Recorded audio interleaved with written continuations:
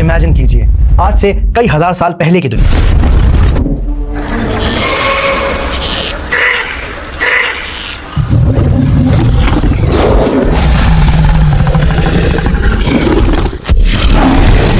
السلام علیکم دوستو، کیا آپ کو معلوم ہے کہ حضرت آدم علیہ السلام اور ماں حوا جب جنت سے دنیا میں آئے تو دونوں ایک دوسرے سے کہاں ملے تھے؟ اور سب سے حیران کرنے والی بات یہ ہے کہ دونوں ایک ہی جگہ پر نہیں اتارے گئے تھے. پھر آخر دونوں کی ملاقات کیسے ہوئی؟ کہا جاتا ہے کہ دونوں ایک دوسرے کو تلاش کرتے رہے اور پھر ایک ایسی جگہ پر ان کی ملاقات ہوئی جس کا نام آپ نے شاید ضرور سنا ہوگا.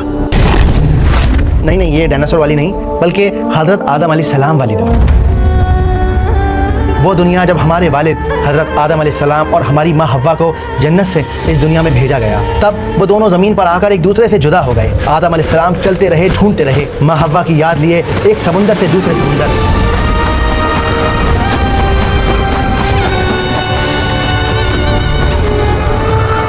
اور ایک دن ایک اونچے پہاڑ کے پاس آدم علیہ السلام نے وہ چہرہ دیکھا، وہ چہرہ جس کی انہیں کب سے تلاش تھی، وہ چہرہ جو وہ کبھی بھول نہیں سکتے تھے، ماں حوا کا چہرہ.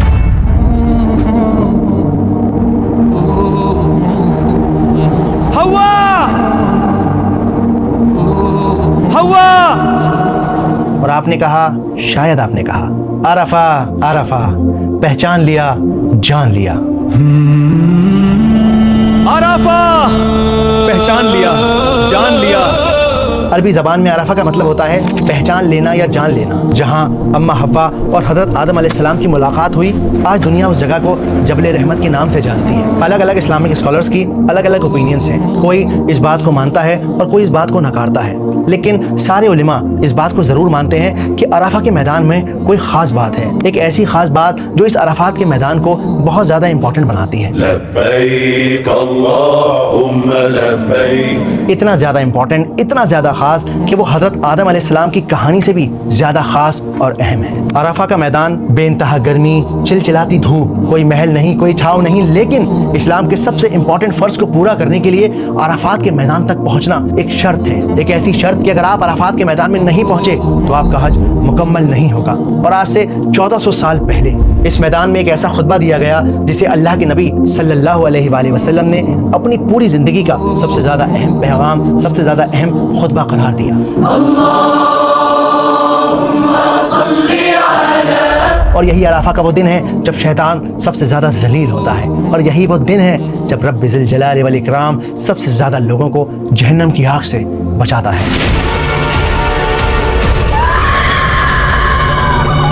تو آئیے سمجھتے ہیں کہ کیا ہے عرفہ.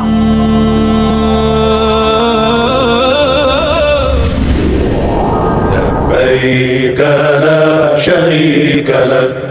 عرفات کے دن اور اس کی عظمت کو سمجھنے کی کہانی شروع ہوتی ہے 632 CE سے. یہ ہجرت کا 10واں سال تھا. پورے عربیہ میں خبر ٹھنڈی ہوا کی طرح پھیل گئی تھی کہ رسول اللہ صلی اللہ علیہ وآلہ وسلم اس سال حج پر جا رہے ہیں. وہ لوگ جو برسوں سے رسول اللہ صلی اللہ علیہ وآلہ وسلم کے مبارک چہرے کو دیکھنا چاہتے تھے، آپ کے ساتھ کھڑے ہونا چاہتے تھے، آپ کے ساتھ حج کرنا چاہتے تھے، وہ سب اٹھ کھڑے ہوئے. ارادہ بنا چکا ہوں میں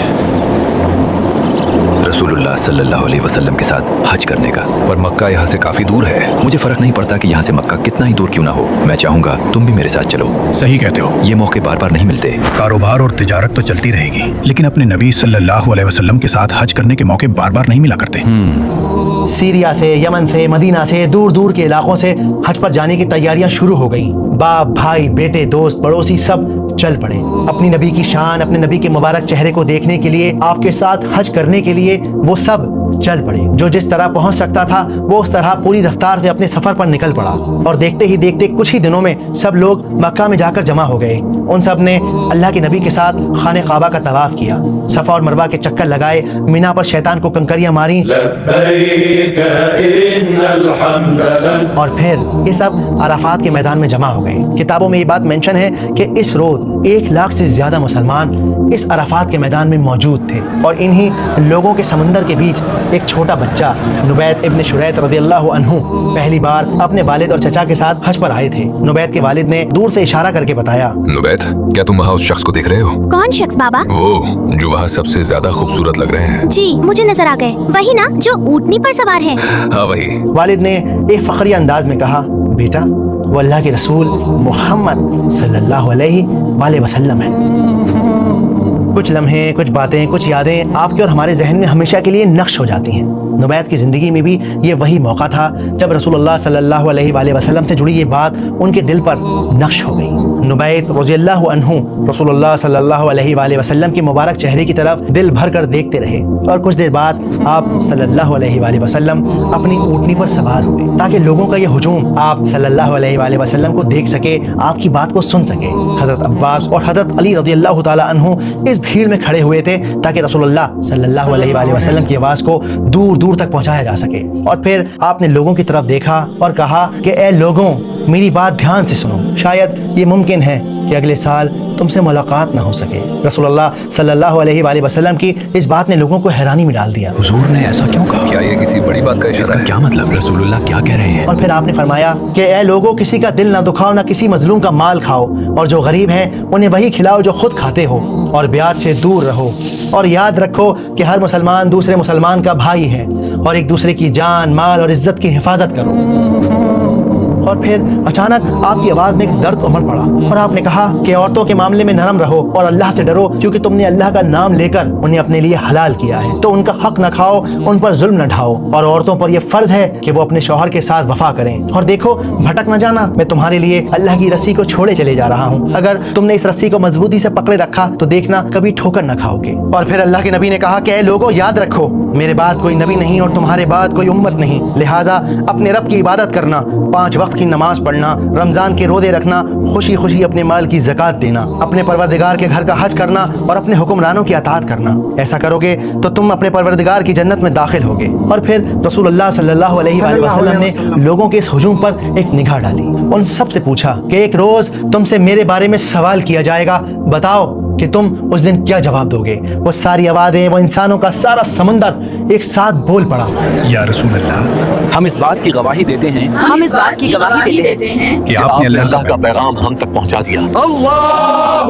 इस जवाब को सुनने के बाद नबी पाक ने शहादत की उंगली आसमान की तरफ उठाई और कहा कि ए अल्लाह तू गवाह रहना, ए अल्लाह तू गवाह रहना, ए अल्लाह तू गवाह रहना। लब्बैक अल्लाहुम्मा लब्बैक। और फिर रसूलुल्लाह सल्लल्लाहु अलैहि वसल्लम ने ज़हर और असर की नमाज को एक साथ पढ़ाया ताकि दुआओं में कोई रुकावट ना आ सके। किताबों में ये बात मेंशन है कि इस चिलचिलाती धूप में नबी पाक सल्लल्लाहु अलैहि वसल्लम ने अपने हाथ आसमान की तरफ उठाए और वो लगातार मुसलसल उम्मत के लिए दुआ मांगते रहे, यहाँ तक कि दोपहर गुजर गई और शाम का वक्त आ पड़ा, लेकिन रसूलुल्लाह सल्लल्लाहु अलैहि वसल्लम के हाथ नीचे ना हुए, बल्कि उनके हाथ मुसलसल ऊपर की तरफ रहे। सारा हुजूम, सारे लोग हैरानी से नबी पाक सल्लल्लाहु अलैहि वसल्लम के हाथों की तरफ, उनके चेहरे मुबारक की तरफ देख रहे थे। और फिर एक लम्हे के लिए लोगों को लगा कि शायद रसूलुल्लाह रोजे से हैं, इसीलिए भूखे प्यासे खड़े होकर दुआ मांग रहे हैं, कहीं ऐसा ना हो कि आपकी तबीयत खराब हो जाए। और तभी हजरत मैमूना रज़ियल्लाहु ताला अन्हु ने भीड़ में से एक प्याला दूध का भेजा। वो प्याला हाथ बदलते बदलते रसूलुल्लाह सल्लल्लाहु अलैहि वसल्लम के सामने पहुंचा और आपने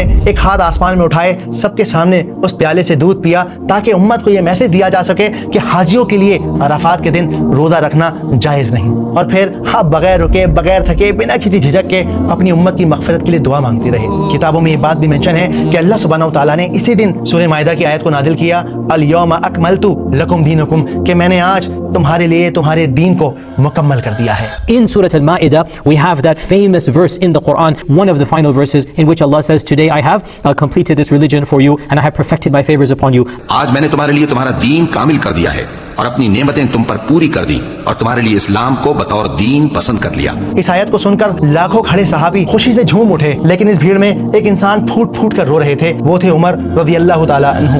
हजरत उमर रज़ियल्लाहु अन्हु ने ये आयत सुनी तो रोने लगे। दरियाफ्त किया गया कि आप क्यों रो रहे हैं? फरमाया, इसलिए कि कमाल के बाद नुक्स ही तो है।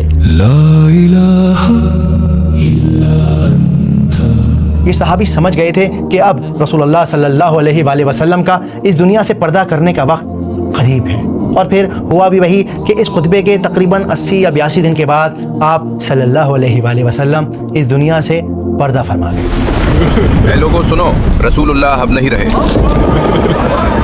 और जिसने मोहम्मद सल्लल्लाहु अलैहि वसल्लम की इबादत की वो ये समझ ले कि आप वफात पा चुके हैं। लेकिन जिसने अल्लाह की इबादत की वो कान खोल कर सुन ले कि अल्लाह जिंदा है और अल्लाह हमेशा जिंदा रहेगा। तो बस इबादत करो उस एक अल्लाह की।